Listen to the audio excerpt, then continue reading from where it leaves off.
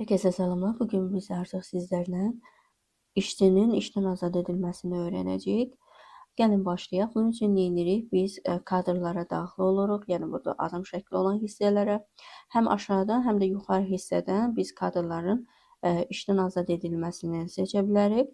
İndi aşağıdan işləyək. İşdən azad edilməni klikləyirik və burada yenidən əlavə etməni klikləyirik və belə bir pəncərə açılır. Və indi burada tariximizi dəyişirik. İndi təsəvvür eləyək ki, bizim ambardarımızı işdən azad edirik. Çünki özü başqa iş tapıb və bizim iş yerimizdən çıxmağa çalışır. Biz onu bildiyimiz kimi rəsmi şəkildə işə götürmüşdük. Ona görə də onun işdən azad edilməsi də rəsmi şəkildə olmalıdır. Bunun üçün tariximizi qeyd edək. Biz qeyd etdik ki, onu fevralda işə götürmüşük. Biz onu apreldə yəni şöbəsini dəyişdik. Maaşını da artırdıq.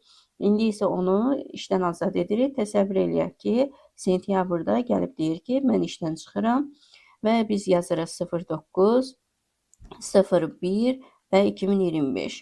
Və bundan sonra təşkilatımız bizim öz təşkilatımızdır. Əməkdaşımızı seçməliyik. Gəlirik burada üç düymə hissəyə klikləyirik və bizim artıq burada əməkdaşlarımız görünür.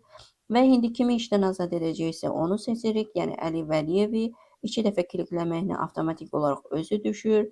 İşdən azad edilmə tarixini qeyd etmək lazımdır. Yəni ola bilər ki, biz nömrəni misal üçün hər hansı bir qeydi başqa tarixdə verdik, amma işdən azad edilməsini başqa tarixdə göstərə bilərik. Biz təsəvvür eləyək ki, eyni tarixdədir, yəni sentyabr ayında bu artıq bizdən işdən ayrılır və özü başqa işə keçir.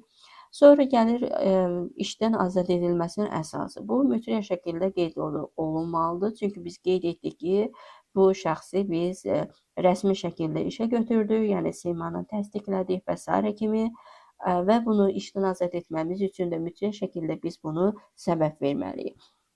Bunun üçün nə edirik? Bu üç düyməni sıxırıq və belə bir pəncərə açılır. Və bu pəncərədə biz gördüyümüz kimi bir neçə burada bəndlər var.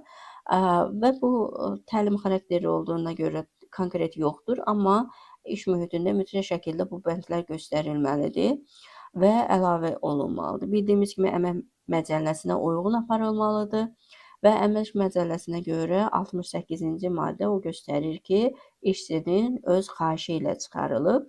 70-ci bəndini seçsək, artıq bu işə götürənin təşəbbüsü ilə çıxarılır. Yəni işçinin hərəkəti və yaxud da ki, iş mühiti digər bir amil ola bilər ki, xoşuna gəlməsin, bu çıxarılsın. Və ona görə də mütləq şəkildə bunu seçmək lazımdır ki, qanuni tərəfdən də təsdiqlənsin. Yəni biz xoşumuz gəlmədi və yaxud da falan şey oldu, nə isə oldu deyə biz işdən çıxarda bilmərik.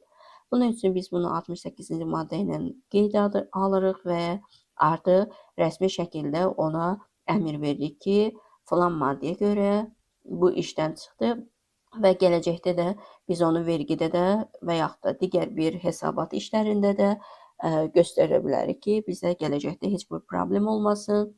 İstəsə bura biz əmək məcəlləsinin maddəsini yaza bilərsiniz əlavə şərh olaraq ki, nə səbəbdən işdən çıxıb, misal üçün Əliyev Vəlinin misal üçün işdən azad edilməsi.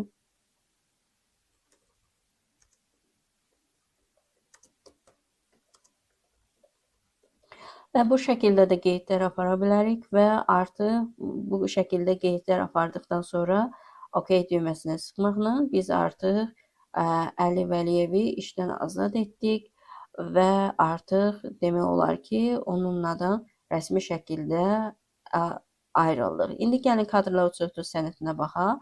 Görürük ki, bizdə artıq işə qəbulumuz var 2 dənə.